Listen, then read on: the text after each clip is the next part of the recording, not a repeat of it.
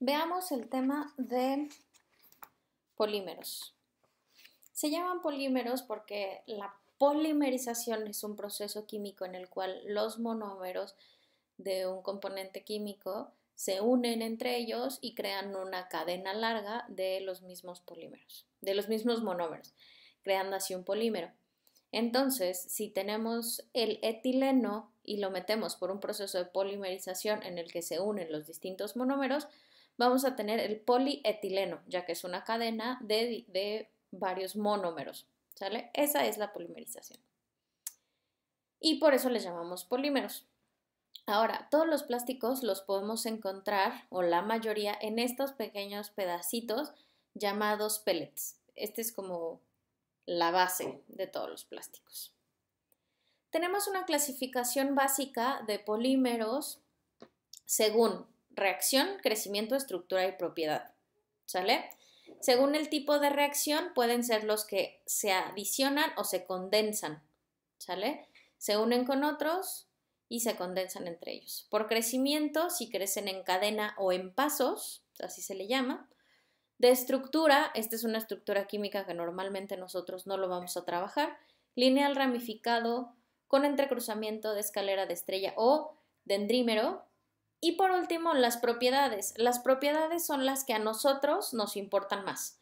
Los termoplásticos, los termofijos y los elastómeros. De aquí venimos con los termoplásticos.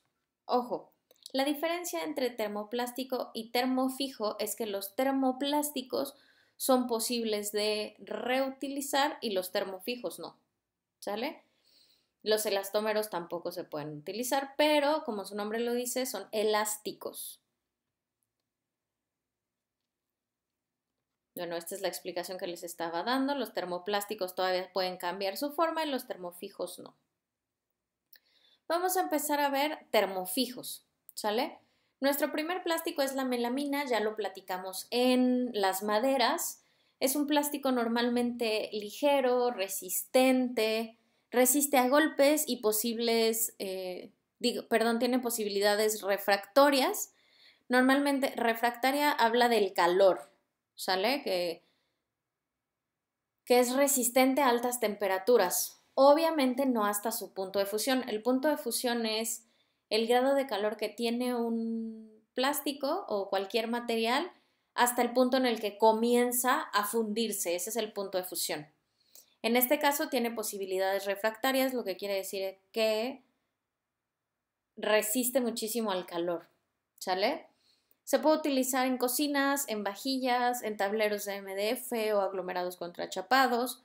Es duro, es ligero, es súper fácil de colorear y tiene gran resistencia, ¿sale? ¿Qué quiere decir que es coloreable? Pues que podemos incluir otros elementos para crear este tipo de acabados e incluso los de madera que ya conocemos. Después tenemos el famoso poliuretano. Este normalmente lo utilizamos en paquetería, en elementos antiimpacto, en aislantes térmicos, ya que tiene gas aprisionado. Se utiliza como revestimiento de cañerías, para fluidos de alta temperatura, como aislamiento de edificios, piezas imitación madera incluso, espumas, como lo podemos ver aquí, pinturas para hacer partes automotrices, suelas de zapatos, muebles y bueno, tiene muchísimas ventajas. La diferencia aquí es que podemos tener dos, ya sea flexible como esto, bueno, no, este es rígido. Puede ser flexible como las espumas que les digo, o las suelas de los zapatos, o rígido para el mobiliario, ¿sale? En los flexibles también podemos encontrar el elastano y la licra, que es parte de lo que compone estas dos piezas textiles. Y después tenemos los termoplásticos, que son todos aquellos que podemos volver a fundir y transformar en otro elemento. Todos estos tienen una vida útil. Recuerden que a cierto tiempo hay ciertas formas en las que los podemos volver a utilizar y tienen cierta cantidad de veces que se pueden reutilizar. No es como el vidrio, que es infinitamente reciclable, los polímeros no. Llegan a un punto en el que ya sus moléculas no dan para más y no podemos volverlos a transformar. En este caso tenemos el polietileno. El polietileno tiene una gran variedad, ¿sale? Es el plástico más común, su uso principal es el embalaje, y podemos decir que en el mundo se utilizan aproximadamente 80 millones de toneladas de este plástico. Tenemos varias categorías y esas categorías van de acuerdo a la densidad del polímero. Aquí les estoy poniendo dos. Está el de alta densidad, que es mejor conocido como el HDPE, que es rígido, es resistente, tiene mucha resistencia a la tracción y sirve para producir envases, contenedores de basura, ¿cómo se llaman? Cubetas, tuberías de agua. De hecho, un tercio de la juguetería del mundo está hecha de HDPE. Y les pongo también el de baja densidad, que es conocido como LDPE. Tiene menor resistencia a la tracción, pero mayor ductibilidad. Entonces se utiliza mucho para envases rígidos. Sin embargo, su categorización es mucho más amplia. Tenemos el de ultra alto peso molecular, que es mucho más tenaz, menor desgaste, tiene una excelente resistencia química y se utiliza en chalecos antibalas, en implantes, por ejemplo, de rodilla, de cadera. Se utiliza en las pistas de patinaje de hielo como el sustrato para el hielo. Tenemos los reticulados, que son conocidos como los famosos PECs, que tienen resistencia química, y con este se hacen tuberías, bidones, tanques de combustible. Tenemos los de mediana densidad, que son MDPE, resisten muchísimo el impacto, choque, caída, golpe, grietas, y por eso los utilizan en tubería o accesorios de gas. Tenemos también este mismo en flexible y nos permiten hacer bolsas de plástico. Tenemos otro de baja densidad lineal, que es LLDPE, que nos permite hacer recubrimientos de cable. El bubble wrap que conocemos, con el que nos gusta jugar, es precisamente de baja densidad lineal, ya que tienen pues, resistencias y flexibilidades altas. Y también pues, se hacen cubetas y tuberías. Por último tenemos el de muy baja densidad, que es el VLDPE, con el que se hacen mangueras, tuberías, las bolsas de hielo, todo lo que se congela. El film, papel film, se hace con el de muy baja densidad. Después tenemos el polipropileno, conocido como PP. Este tiene la característica de que es parcialmente cristalino y por tanto se utiliza muchísimo en empaques de alimentos, en tejidos, en equipo de laboratorio, en elementos automotrices. Resiste muchísimo los diferentes elementos químicos y por tanto se puede utilizar en muchísimos procesos, ¿sale? Lo único que no resiste es la abrasión. Entonces, los procesos que podemos utilizar con el polipropileno es la inyección por moldeo, que nos permite hacer juguetes, el soplado, con el cual hacemos las botellas o depósitos como de gasolina, por ejemplo, el termoformado, que nos permite hacer contenedores de alimentos, y pues la extrusión, ¿no? Que es donde nosotros creamos fibra y ahí podemos crear perfiles, láminas, tubos, etc. Más adelante veremos estos procesos. Después tenemos la famosa goma eva o acetato de vinil estireno. Este es pues foamy, ¿no? Es súper espumoso, es termoformable, se puede lavar, no es tóxico, no tiene bordes. A diferencia de los demás plásticos, cuando nosotros hacemos un proceso, usamos moldes y al usar el molde siempre queda la rebaba en el molde. En este caso nos permite no dejar bordes tan marcados, aunque sí existen como muy pequeñitos. Tiene el efecto memoria y lo podemos utilizar, por ejemplo, escolar para hacer manualidades, es didáctico, se puede pintar, se puede poner sobre tela, sobre cualquier otra cosa. Se utiliza para hacer calzado, escenografías, parques infantiles, interiores de prótesis, etc. Después tenemos este que probablemente lo han escuchado, se utiliza muchísimo para hacer maquetas, que es el famoso poliestireno, y también es el que nosotros utilizamos en nuestras hieleras del Oxxo. Es frágil, es coloreable, tiene muchísima resistencia mecánica. Si lo tenemos en duro, es muy resistente a los golpes. Podemos hacerlo en láminas. Se puede utilizar para envases, para bisutería, jardines, terrazas. El que nosotros conocemos como la espuma de poliestireno es conocido como el poliestireno expandido, es esta esponja que le podemos llamar por expand o corcho expandido. Se utiliza para embalajes, para protección, para aislamiento térmico y acústico, ¿sale? Tenemos este que es el polimetacrilato de metilo o polimetilmetacrilato, que es PMMA. Nosotros lo conocemos como acrílico, pero también este mismo, bajo diferentes procesos, podemos hacer una gran variedad, ¿no? Y en esta gran variedad encontramos el plexiglas, el vidrio acrílico, el lucid, el policril, el vitroflex, el perclax, y todas estas son diferentes formas de crear ese plástico con diferentes cualidades y capacidades mecánicas y físicas. Normalmente este material en general tiene gran resistencia mecánica, es muy fácil de pulir. Se suele utilizar en decoraciones como sustituto del vidrio, resiste los golpes pero no el rayado y eso es importante. Se utiliza como ventanas, como pisos, incluso para muebles, ¿no? Muebles de baño. Tenemos también el polietilengtereftalato, mejor conocido como PET. Este es normalmente utilizado en envases y textiles, ¿no? Lo que tiene este es que es cristalino, tiene gran transparencia, grandes propiedades mecánicas, resiste el desgaste, la corrosión, resiste los químicos, tiene un mayor desplazamiento, lo que quiere decir que fluye mucho mejor en los moldes y entonces nos permite hacer moldes o piezas mucho más cercanas a lo que es el molde, ¿no? Mucho más exactas.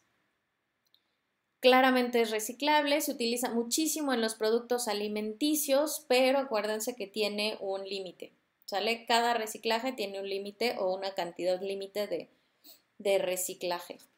Tenemos después el policarbonato. El policarbonato resiste el impacto, resiste el calor, tiene una gran transparencia óptica, que eso es lo que lo hace como muy característico. Y lo podemos encontrar laminado, ya sea sólido, celular o acanalado. Y normalmente se trabaja así, ¿no? En láminas. Tenemos el famoso PVC o policloruro de vinilo. Es uno de los polímeros mucho más versátiles, ya que es estable, es muy duradero, es muy resistente y también lo podemos encontrar en dos versiones. Su versión rígida, con la que hacemos cañerías, tuberías, tubos aislantes, y en su versión flexible, que son los cables, conductores eléctricos, calzado, incluso se llega a utilizar en pavimento ya que resiste muchísimo la abrasión y el impacto.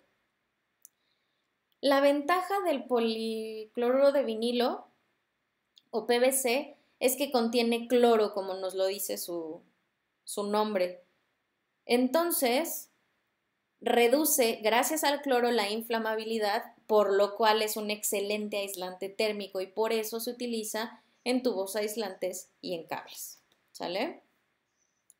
Después tenemos los elastómeros. Como les decía, son plásticos obtenidos por el proceso de vulcanización y son mucho más elásticos, ¿sale? Recuerden que el proceso de vulcanización es cuando mezclamos azufre con caucho a cierta temperatura y nos da pues algo mucho más elástico, ¿no? Son cadenas unidas y plegadas entre sí mismas y se estiran, lo que hace que sean elásticos, tengan mucha adherencia y dureza, ¿no? A pesar de ser flexibles, son duros. Aquí podrán encontrar los códigos de identificación de los polímeros, cada uno es diferente, tenemos 7. Dentro de estos 7 está el poliuretano, polietilentereftalato, poliuretano de alta densidad, PVC, polietileno de baja densidad, polipropileno, poliestireno y otros plásticos, ¿sale? ¿Cómo se conforman los plásticos?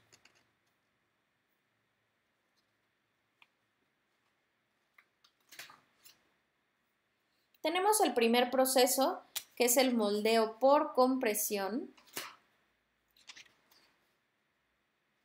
Denme un segundito.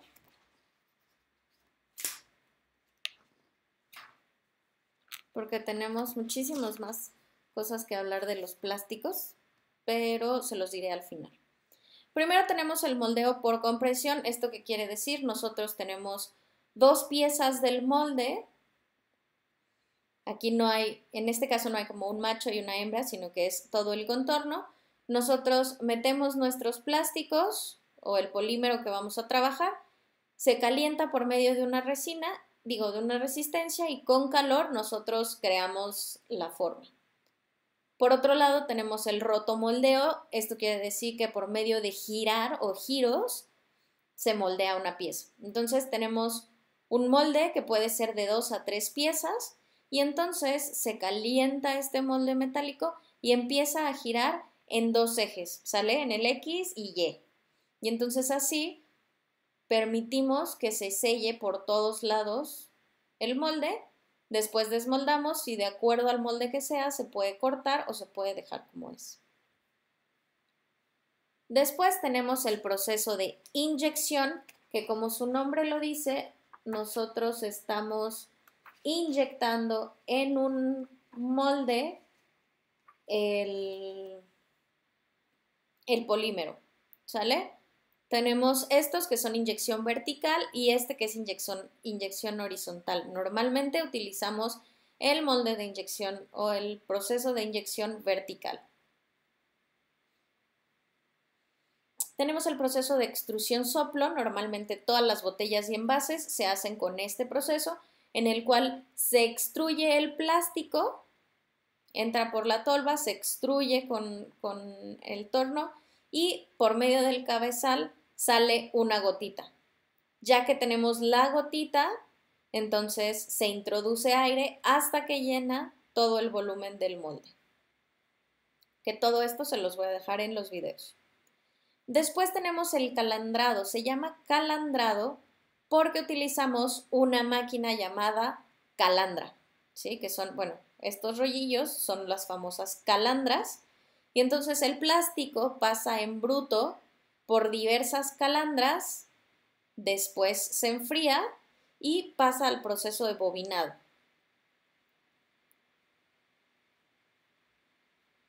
Tenemos el termoformado, que nosotros formamos por medio de calor.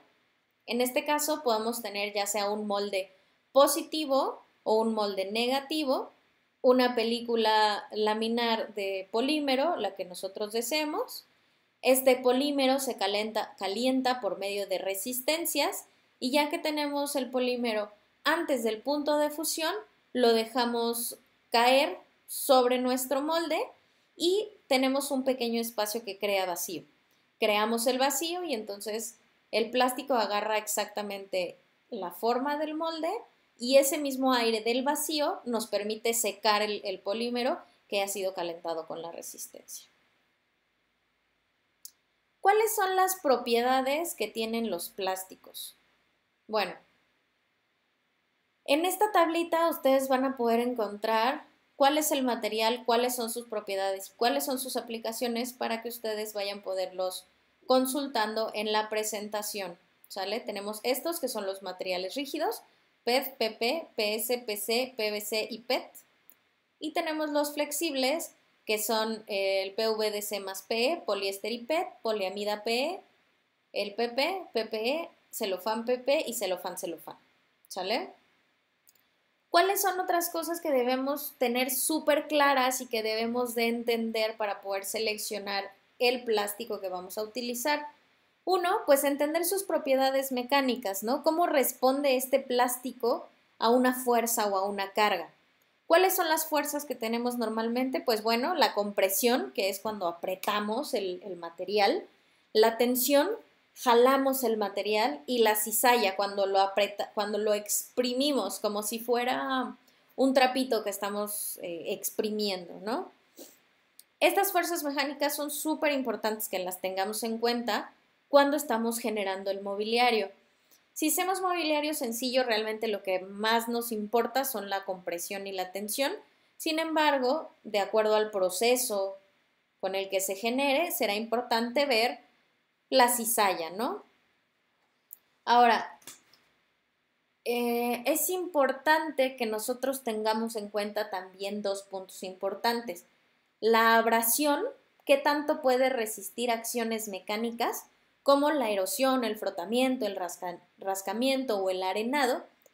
Si son muebles o elementos que van a estar en contacto con otros elementos o si se van a mover, ¿no? Si van a sacar material de la superficie, en especial si son, por ejemplo, engranajes o rodamientos o si es una mesa y va a tener cosas encima, pues es importante ver la abrasión, ¿no? De la compresión ya dijimos, es importante ver la compresión longitudinal, la flexión, claramente, ver cuánto soporta cerca de los extremos una carga al centro, que eso ustedes lo manejan perfecto.